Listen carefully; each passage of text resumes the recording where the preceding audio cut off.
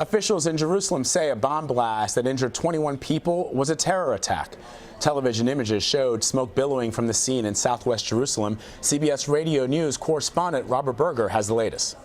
Originally, they were having trouble determining whether this was an accident, a technical failure on a bus, or a terrorist attack. And now the police have come out and said that it was a bomb, a small bomb that caused this explosion at rush hour on an Israeli bus.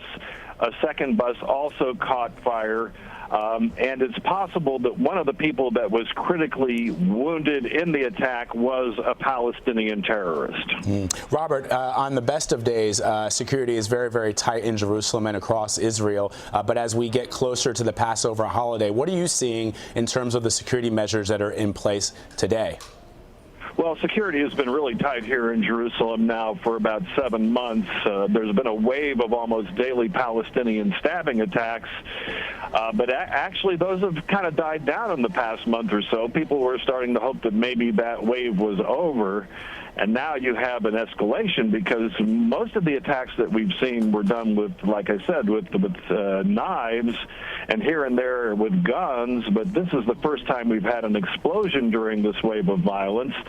And as you said, Passover is coming up. It's always a tense, a possible time when Palestinian militants would try to carry out attacks.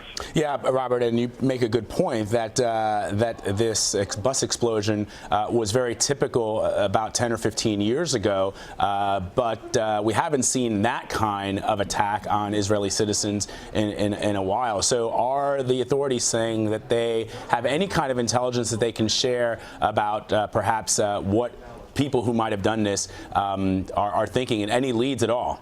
Well, if it was a bomb, a lot of the stabbing attacks that we've seen were what they call lone wolf attacks. But if you have a bomb, you have to have some kind of a group behind you. So certainly the Israeli police are going to try and find out if this was indeed a suicide bomber, where he came from and who helped him and what group he belonged to.